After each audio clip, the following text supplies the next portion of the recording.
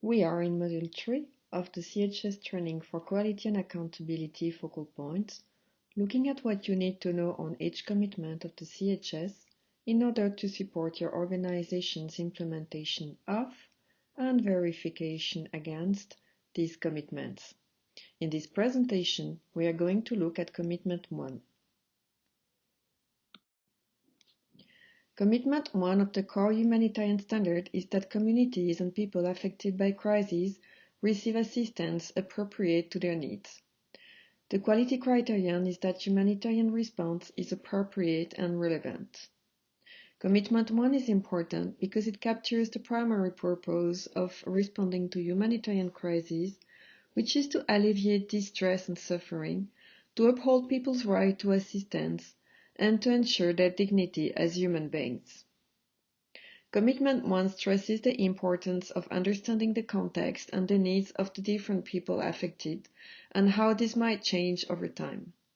It also requires organizations to recognize the capacities and vulnerabilities of different groups of people. Lastly, it requires the organization to disaggregate data and continuously adapt. Commitment 1 has 3 key actions.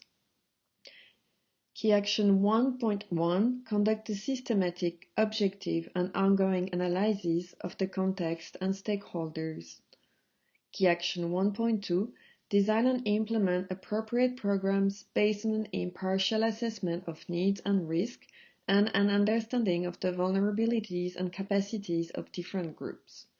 There is also prevention of sexual exploitation and abuse and harassment requirement to fulfill this indicator. Programs need to be designed and implemented based on an assessment of risk and understanding of vulnerabilities regarding sexual exploitation and abuse and harassment for different groups. Key Action 1.3 adapt program to changing needs, capacities, and context. Key actions can be used for 2 purposes.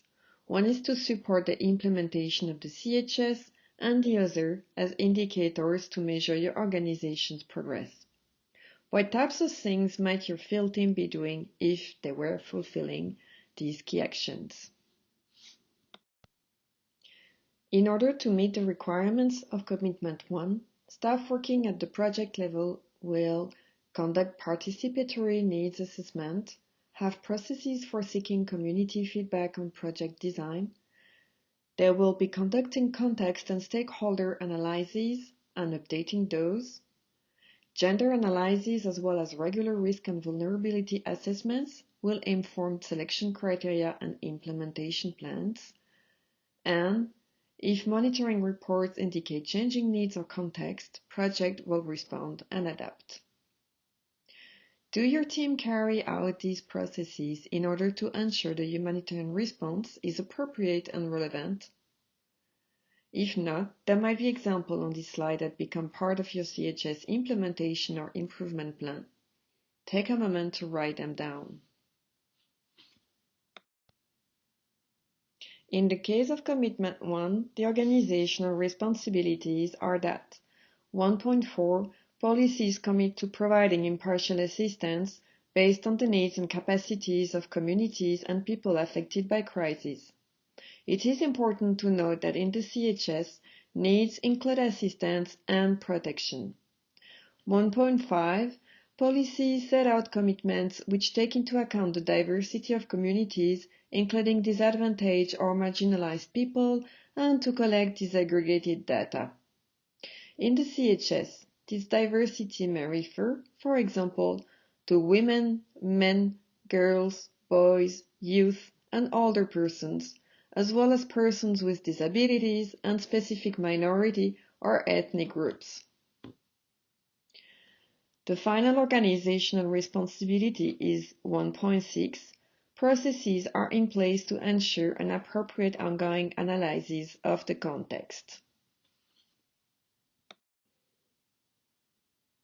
In order for Commitment 1 to be met, policies or guidance need to include templates for needs and capacity assessments, context and stakeholder analyses, and proposals and reporting. Operational handbook, participation and gender and diversity policy, policies on impartial assistance and needs-based action, policy on gender and diversity. Does your organization have these in place? In order for Commitment 1 to be met, policies or guidance need to include templates for needs and capacity assessments, context and stakeholder analyses, proposals and reporting, operational handbook, participation, gender and diversity policy, policies on impartial assistance and needs-based action, policy on gender and diversity. Does your organization have this in place? Organizational policies and processes can be looked at two different levels. A head office will often design templates for processes such as assessments and analyses, proposals and reporting. Policies also usually set at the highest level of an organization to set the expectation for universal compliance and standards. For example, providing assistance based on needs is a universal expectation in accordance with the humanitarian principle of impartiality. Policies on providing impartial assistance based on needs will not change across an organization. However, localization and contextualization are appropriate for certain operational procedures, particularly for international organizations operating in different country contexts and for national organizations working in different climate zones or in both rural and urban settings. For example, how an organization includes people of different genders in participatory processes may vary depending on what is culturally appropriate. There are 3 questions for communities to provide feedback to the organization on how this commitment is met. Does the assistance services we provide meet your priority needs? Do you feel that the assistance services we provide target people who need them most? Do you know how humanitarian organizations decide who receives humanitarian aid and who does not? These questions can be used for monitoring purposes.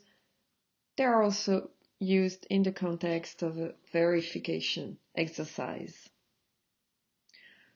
When you get answers from community, it is important to probe them to find out more details as to why such answer was provided and gather learnings for improvement.